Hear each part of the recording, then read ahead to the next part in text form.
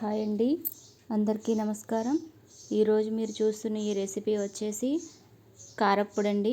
అదేనండి, ఇడ్లీ కారప్పొడి. ఎలా ఇడ్లీ ఇంత సాఫ్ట్గా ఇలా రావాలో, కారప్పొడి ఎలా ప్రిపేర్ చేయాలో ఇడ్లీలోకి హోటల్ స్టైలు చూపిస్తాను. నేను ఇడ్లీలు గీ కారప్పొడిని పిల్లలకి ఉదయాన్నే టిఫిన్లోకి ప్యాక్ చేశానండి. ఇలా ముందుగా మనం సగ్గుబియ్యం ఒక 50 గ్రాములు తీసుకోవాలి, 1 కప్పు. అలాగే పొట్టు మినపప్పుతో చేశాను ఇడ్లీ. పొట్టు మినపప్పు 1/2 కేజీ, రవ్వ 3/4 కేజీ తీసుకోవాలండి.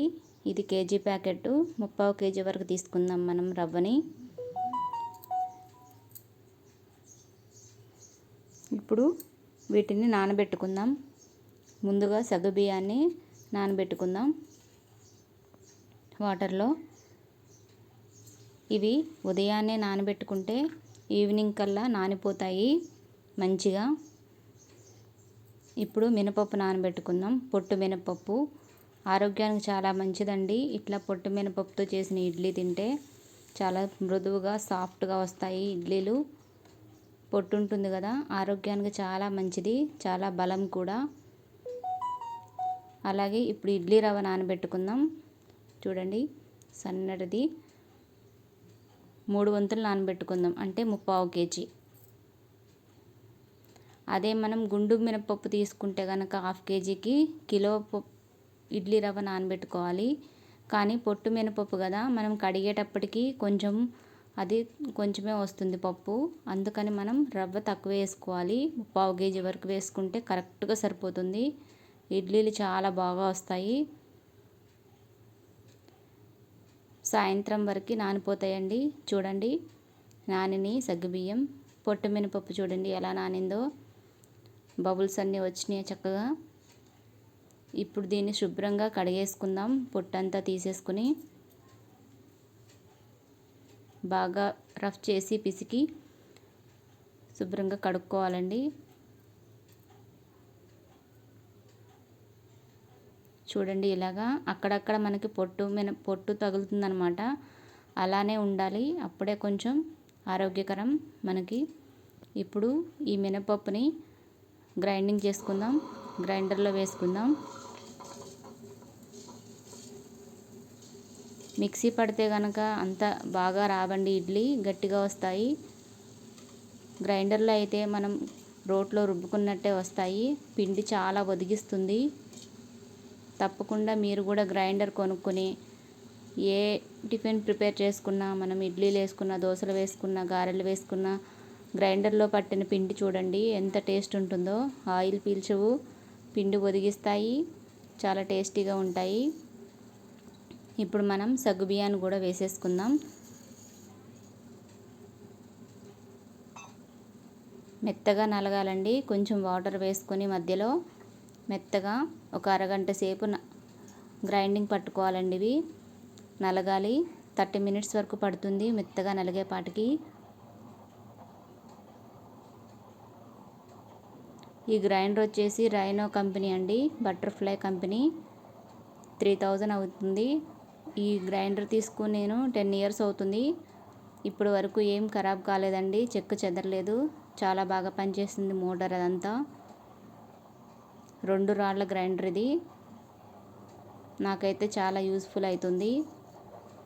పిండి నలిగిపోయిందండి. చూడండి, మెత్తగా మనకి బుజుర్లాగా పొంగినట్టు ఉంటుంది. మెత్తగా నలిగిన తర్వాత తీసేసుకుందాం మొత్తం గ్రైండర్లో నుంచి గిన్నెలోకి.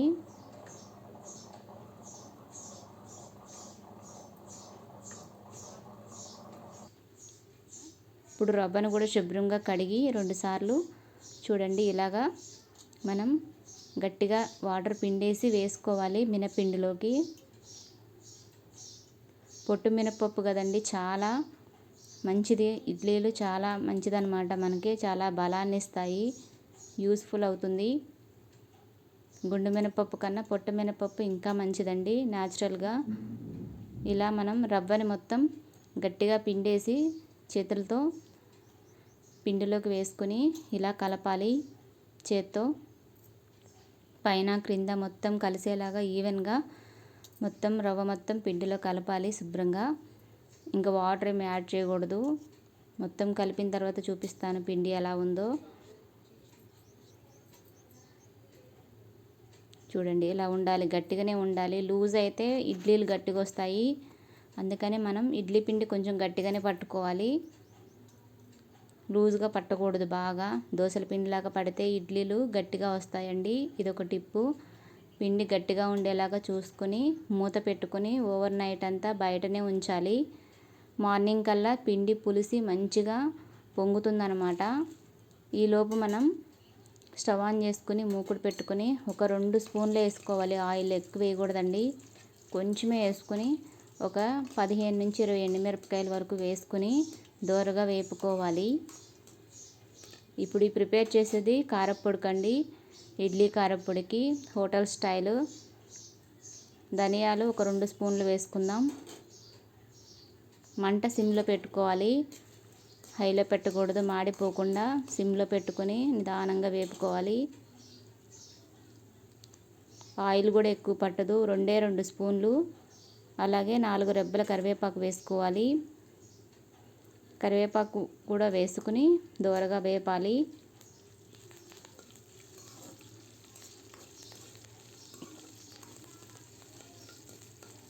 కారప్పొడి చాలా బాగుంటుందండి ఇడ్లీలోకి నెయ్యి వేసుకుని తింటే. అలాగే మనం అన్నంలోకి కూడా తినొచ్చు, ఏ టిఫిన్లలోకైనా తినొచ్చు. కొంచెం శనగ నూనె వేసుకుని ఇట్లా అన్నంలోకి కానీ తింటే చాలా బాగుంటుంది. ఏం కర్రీస్ లేనప్పుడు కారప్పొడితో తినేయచ్చు మనం. ఇప్పుడు మనం శనగపప్పుని, పుట్నాల పప్పు అండి, అదే వేయించిన శనగపప్పు 1 కప్ వేసుకున్నాం. 50 గ్రామ్స్ వరకు. 1 కప్పు పుట్నాల పప్పుకి చాలా కారప్పొడి అయిందండి. 2 కప్పుల వరకు అయింది. 1 కప్ తీసుకుంటే 2 కప్పులు అయింది. అట్లా ఒదిగిస్తుంది పుట్నాల పప్పు. ఇప్పుడు జీలకర్ర, వెల్లుల్లిపాయలు వేసుకుందాం. 1 స్పూన్ జీలకర్ర, ఒక 4-5 వెల్లుల్లిపాయలు, అలాగే 1 స్పూనున్నర ఉప్పు వేసుకోవాలి, రాక్ సాల్ట్. ఇవి చల్లారిన తర్వాత మనం మిక్సీ జార్లోకి తీసుకుని మెత్తగా గ్రైండింగ్ చేసుకుందాం. రోట్లో అయినా దంచుకోవచ్చండి, లేదంటే మిక్సీ పట్టినా కూడా పర్వాలేదు. మంచిగా పొడి పొడిగా వస్తుంది, కలర్ఫుల్గా. కారప్పొడి తయారు చేసే విధానం అయితే ఇంతేనండి. ఎవరైనా హోటల్ స్టైల్ ఇది, హోటల్లో కూడా ఇట్లనే చేస్తారు. చాలా బాగుంటుంది టేస్ట్. మీరు కూడా తప్పకుండా ట్రై చేయండి ఫ్రెండ్స్. ఈ విధంగా కారప్పొడిని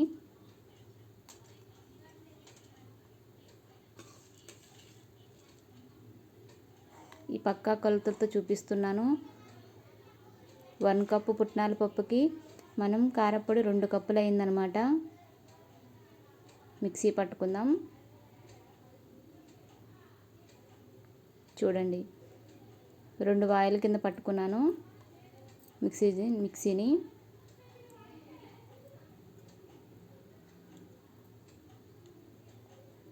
పొడి పొడిగా ఎలా వచ్చిందో చూడండి, చాలా బాగా వచ్చింది. టేస్ట్ కూడా చాలా బాగుంది.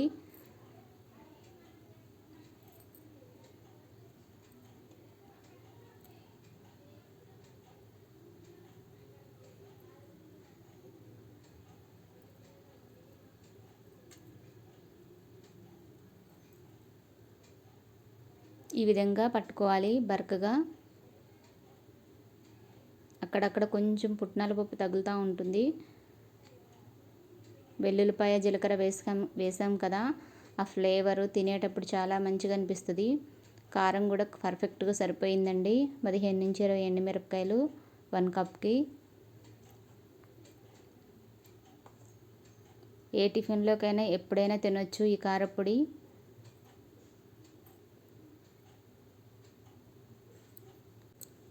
ఇప్పుడు మన పిండి, ఇడ్లీ పిండి బాగా పులిసింది కదా. మార్నింగ్ కల్లా చూడండి ఎలా ఉందో. ఒక 2 స్పూన్లు ఉప్పు వేసుకుందాం, రాక్ సాల్ట్, పింక్ సాల్ట్ వేసుకుని కలుపుకుందాం గరిటెతో. చూడండి ఇడ్లీ పిండి బయటనే ఉంచాం కదా, వెంటనే ఫ్రిడ్జ్లో పెట్టకూడదు. మనం గ్రైండింగ్ పట్టాక ఓవర్ నైట్ మొత్తం ఇలా బయటనే పెట్టుకుంటే పిండి మంచిగా పులుస్తుంది, పొంగుతుందన్నమాట. ఇలా అయితేనే మనకి ఇడ్లీ చాలా సాఫ్ట్గా పొంగి మంచిగా వస్తాయి. మెత్తగా గట్టిగా రావన్నమాట, సాఫ్ట్గా వస్తాయి, పొంగుతాయి.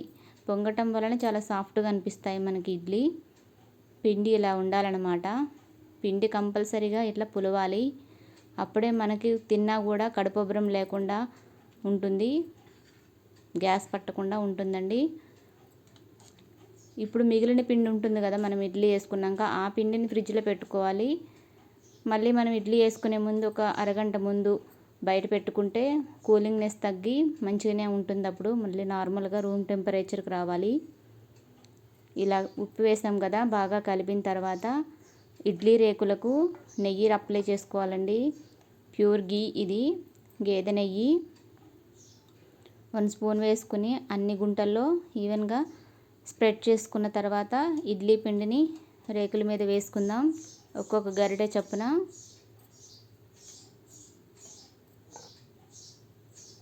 ఇడ్లీ పాత్రలోకి వాటర్ అయితే 1 లీటర్ వరకు తీసుకోవచ్చండి.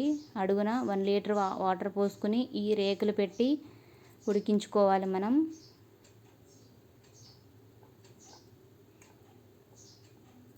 చాలామందికి ఇడ్లీ ఇంట్లో సరిగా రావు కదా, ఇలా చేయండి, పర్ఫెక్ట్గా మంచిగా వస్తాయి ఇడ్లీ. బయట కొనుక్కొచ్చుకునే పని లేకుండా మనమే ఇంట్లో మంచిగా టేస్టీ అయిన ఇడ్లీ ప్రిపేర్ చేసుకోవచ్చు. చూడండి, పొట్టు కదా మనకి అక్కడక్కడ నల్లగా మనకి పొట్టు కనిపిస్తుంది. ఎంత మెత్తగా నలిగినా కూడా పొట్టు ఒక్కొక్కసారి కొన్ని చోట్ల నలగదనమాట. ఆ పొట్టు అనేది ఇప్పుడు ఇడ్లీ మీద పిండిలో చూడండి ఎలా కనిపిస్తుందో. అయినా సరే మనకి ఈ పొట్టు చాలా ఆరోగ్యం తింటే. అదే గుండు మినపప్పు పిండి అనుకోండి, తెల్లగా వస్తాయి ఇడ్లీ. ఇవి పొట్టు నలగటం వలన కొంచెం గ్రీనిష్గా ఉంటాయి, అంత తెల్లగా కనిపించవు ఇడ్లీ మనకి. కానీ ఆరోగ్యం మాత్రం ఇదే నెంబర్ 1 అండి. ఆరోగ్యపరంగా చూసుకుంటే పొట్టు మినపప్పే మనకి చాలా మంచిది. అందరూ పొట్టు మినపప్పుని పొట్టు కడగలేక వాటర్ కూడా చాలా పడతాయండి మినపప్పు కడిగేటప్పుడు, అందుకని ఎక్కువ యూజ్ చేయరు. కానీ పొట్టు మినపప్పే మనకి మంచిది. చూసారా, ఇట్లా ఇడ్లీ రేకుల్లో వేసేసుకొని మూత పెట్టేసి స్టవ్ మీద పెట్టుకుందాం. స్టవ్ ఆన్ చేసి మీడియం ఫ్లేమ్ పెట్టుకోవాలి. ఒక 10 మినిట్స్ పాటు ఉడకనిస్తే సరిపోతుందండి మీడియం ఫ్లేమ్ అయితే. చూడండి, ఉడికిపోయినాయి 10 మినిట్స్ పాటు. ఇప్పుడు మూత తీసి చూపిస్తున్న ఇడ్లీని చూడండి. ఇడ్లీ ఎంత బాగా పొంగినాయో, చక్కగా వచ్చినాయి. ఎంత ఉబ్బుగా ఎలా పొంగినాయో చూడండి ఇడ్లీ.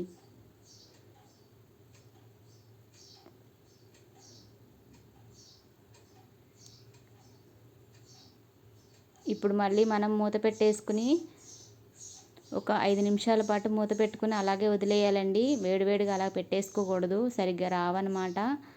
స్పూన్తో తీసేటప్పుడు వెంటనే రావాలి అంటే మనం ఒక గిన్నెలో వాటర్ పెట్టుకుని స్పూన్ని ఆ వాటర్లో తడిపి తీస్తే కనుక వస్తాయి. లేదు అంటే ఒక 5 నిమిషాలు మూత పెట్టి తర్వాత మనం తీసుకుంటే ఇడ్లీ పర్ఫెక్ట్గా వస్తాయి అన్నమాట, అతుక్కోకుండా. చూడండి, ఇడ్లీ ఉడికిపోయినాయి. ఇలా నొక్కితే కనుక మళ్ళీ అది పైకి వస్తుంది. చొట్టబడకుండా అలాగే ఉంటే కనుక ఇడ్లీ మంచిగా ఉడికినట్టు, చొట్టబడితే ఉడకనట్టు అనమాట. అందుకే ఇలా నొక్కి చూసుకోవాలి.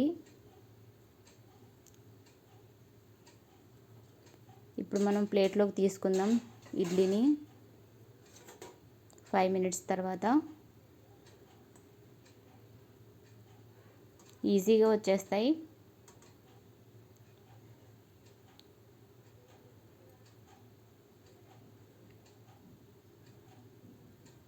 నాలుగు ఇడ్లీ తింటే కడుపు నిండిపోతుందండి.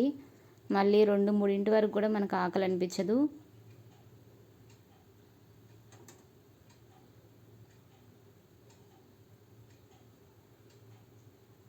ఈ ఇడ్లీలోకి పల్లీలు చట్నీ కూడా చేశాను. పల్లీలు పుట్నాలు కలిపి పచ్చిమిర్చి లేపి ఆ చట్నీ కూడా ప్రిపేర్ చేశానండి కారప్పొడికి. మళ్ళీ ఇంకా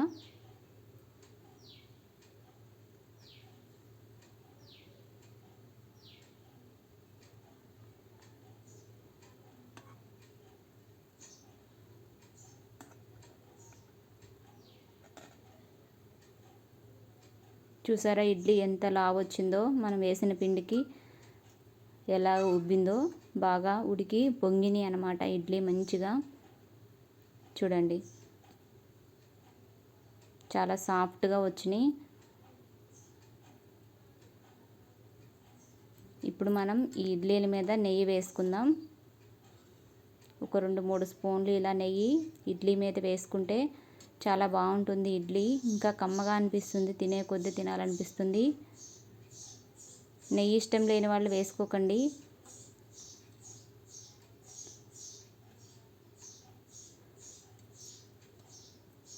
ఇప్పుడు మనం ప్రిపేర్ చేసుకున్న కారపొడిని వేసుకుందాం. ఇడ్లీ కారపొడి ఇది ఒక 2 స్పూన్లు ఇడ్లీల మీద ఇట్లా స్ప్రెడ్ చేసుకోవాలి.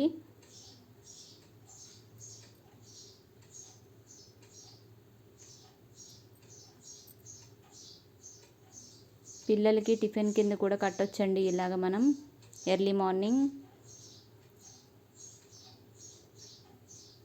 చాలా మెత్తగా సాఫ్ట్గా ఉన్నాయి ఇడ్లీ, కడుపు నిండా తినొచ్చు.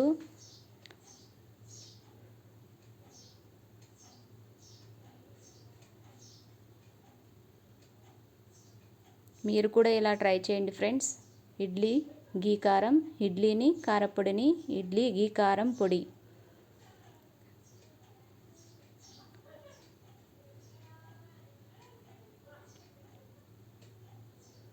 మీకు కనుక ఈ రెసిపీ నచ్చినట్లయితే ఒక్క లైక్ ఇవ్వండి ఫ్రెండ్స్, మర్చిపోకండి.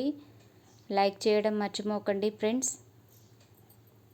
ఇడ్లీలోకి చట్నీ కూడా ప్రిపేర్ చేశాను, ఇంకా పల్లీలు పుట్నాల చట్నీ.